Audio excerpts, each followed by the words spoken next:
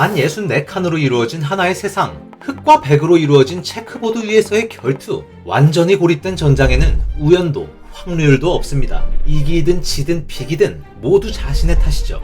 우아하고 고풍스러우며 지적인 놀이의 대표주자이자 동아시아의 바둑과 장기에 대응되는 유서 깊은 보드게임인 체스, 리그 오브 레전드, 스타크래프트, 에이지 오브 엠파이어와 같은 전략 게임들의 조상이기도 합니다. 조상이라, 우리가 있기 전 아버지가 계셨고 아버지 전에 할아버지가 계셨던 것처럼 미니언의 조상이 폰이라면 폰의 조상도 있는 게 인지상정이겠죠. 자동차의 역사를 거슬러 올라가면 마차가 나오고 컴퓨터의 역사를 거슬러 올라가면 주판이 나오듯이 전략 게임의 고전, 체스의 역사를 거슬러 올라가면 뭐가 나올까요? 함께 알아보러 가보겠습니다.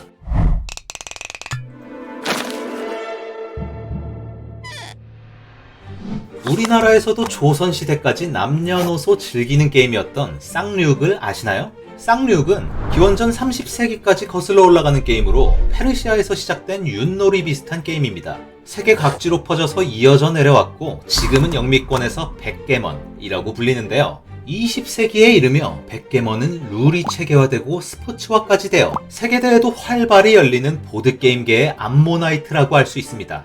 윷놀이와 마찬가지로 백게먼은 주사위를 던져 나온 숫자만큼 말을 이동하여 골인을 시키는 게임인데요. 말은 그냥 다 같은 말일 뿐이고 승부에는 어느 정도 운이 작용한다는 특징이 있습니다.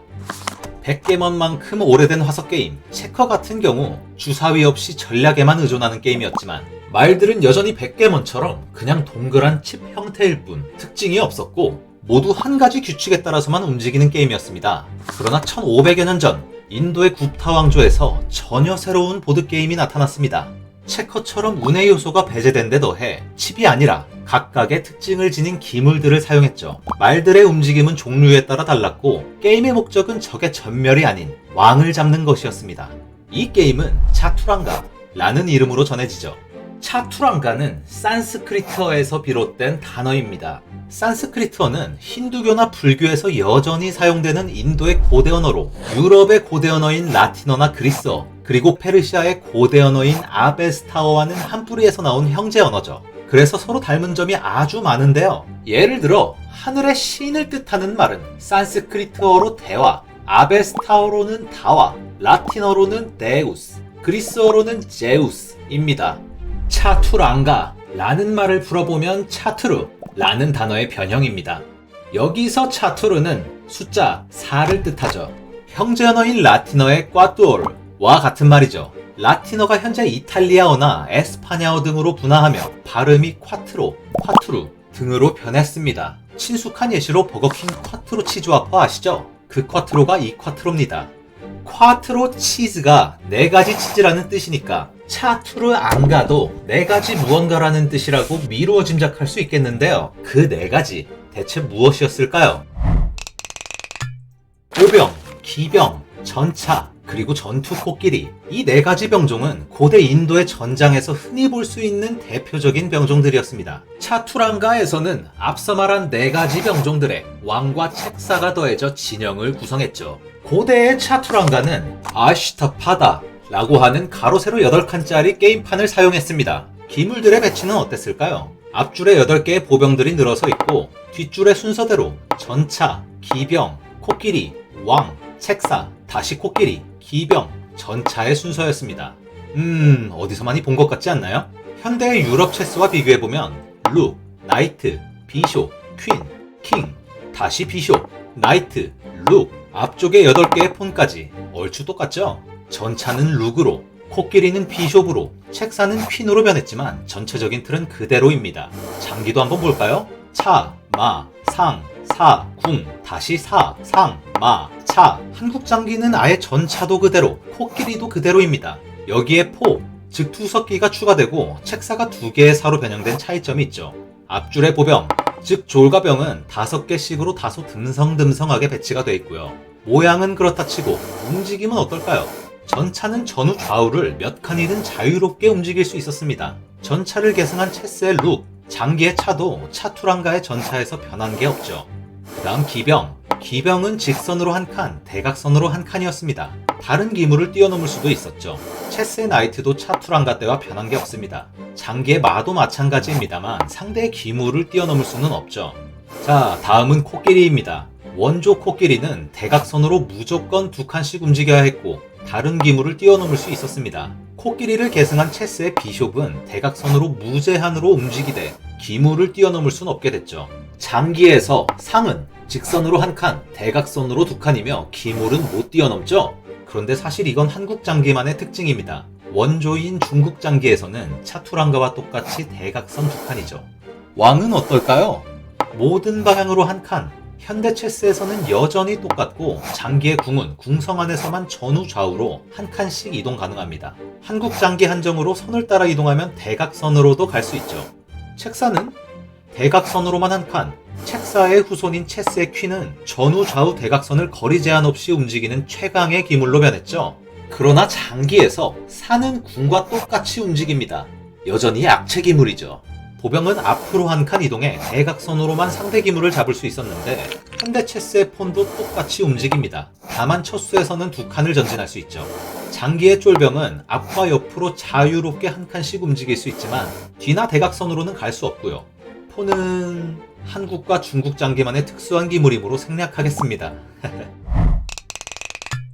보신 것처럼 차투랑가는 동서를 막론하고 모든 장기류 게임의 조상입니다. 현대의 체스나 장기 모두 차투랑가의 모습에서 크게 변한 게 없을 정도로 이미 기본 틀이 완성되어 있었죠. 차투랑가는 서기 7세기 이미 페르시아로 전해지며 차트랑이라고 불리게 됐는데요. 그 시기쯤 발흥하기 시작한 아랍 이슬람 제국이 페르시아를 정복하면서 차트랑은 아랍인들에게 샤트란지라는 이름으로 퍼지게 됐습니다. 아랍인들에게 샤트란지는 엄청난 인기를 끌었고 이 과정에서 이슬람이 엄격히 금지하는 우상 숭배를 피해가기 위해 기물들의 모양이 추상화되고 단순해지기도 했죠. 페르시아인들은 샤트란지에 새로운 개념을 하나 추가했습니다. 아무리 게임이라지만 샤, 그러니까 왕을 막 잡고 그러는 게 좀 걸렸던 거예요. 그래서 왕을 공격하는 상황에는 샤! 라고 외쳐서 경고하고 왕이 꼼짝 못하는 상황을 만들면 샤마트! 라고 외쳐 승리를 확정하는 관습이 생겼죠. 샤가 왕이라는 뜻이고 마트는 당황하다는 뜻으로 샤마트는 너희 왕 꼼짝 못해! 라는 뜻이 됩니다. 유럽 체스의 체크메이트는 샤마트에서 유래한 것입니다. 장기의 장군이나 외통도 마찬가지죠. 페르시아를 정복한 아랍인들은 북아프리카와 이베리아 반도까지 정복하며 유럽과 아프리카까지 샤트란지를 전파했는데요.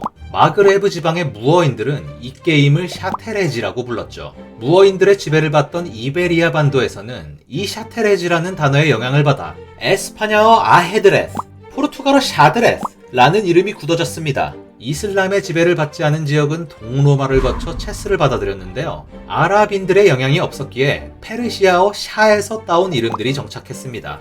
이탈리아어로 스카키, 프랑스어로 에쉑, 독일어로 샤흐, 러시아어로는 샤흐마띠가 됐죠. 그리고 영어로는 체스가 되어 지금까지 이어지고 있습니다. 샤트란지가 기독교의 문명권으로 들어온 이후 특징적인 변화가 일어나며 서서히 유럽 체스의 모습을 갖춰갔습니다. 일단 서기 10세기에는 지금과 같은 흑백 무늬 체스판이 도입되었죠. 또한 기독교는 우상 숭배에 비교적 관대했기 때문에 기물들도 다시 실제 사람이나 동물의 형태를 띠기 시작했습니다. 묘사뿐만 아니라 모양과 이름 자체도 당시 유럽 상황에 맞게 조금씩 변화했는데요. 전차는 탑이 됐고 코끼리는 주교가 됐으며 책사는 여왕이 됐습니다.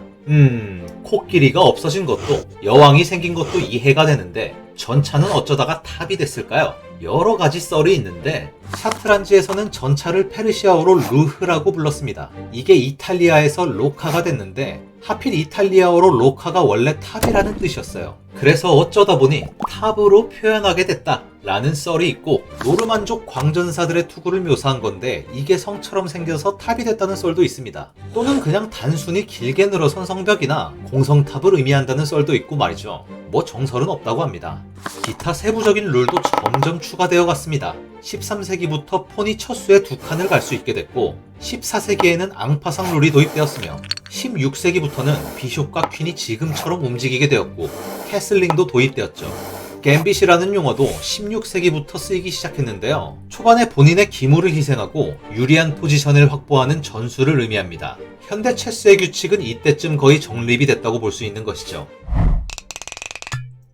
이후에도 체스는 꾸준히 연구되고 대중화되었습니다. 19세기의 영국에서는 축구 클럽들처럼 각 도시별 체스 클럽끼리 대항전이 열렸고, 독일에서는 최초의 본격 체스 이론서가 출판되는 등 대회와 출판도 활발해졌죠. 당시 신문에는 가로 세로 낱말 퍼즐이나 수도크처럼 체스 퍼즐이 실려 있어서 이거 푸는 낙으로 사는 사람들도 많았습니다. 1886년에 세계 체스 선수권 대회가 시작되면서 빌헬름 슈타이니츠, 에마누엘 라스커, 호세 라울 카파블랑카 같은 전설적인 선수들이 챔피언을 먹으며 현대 체스의 정석을 다지게 됐죠. 2차 대전 이후 소련 출신 선수들이 체스계를 완전히 장악했습니다. 소련이 망할 때까지 세계 체스 챔피언 중 소련인이 아니었던 사람은 11대 세계 챔피언인 미국인 바비 피셔, 단 한 명뿐이었을 정도이니 말 다 했죠.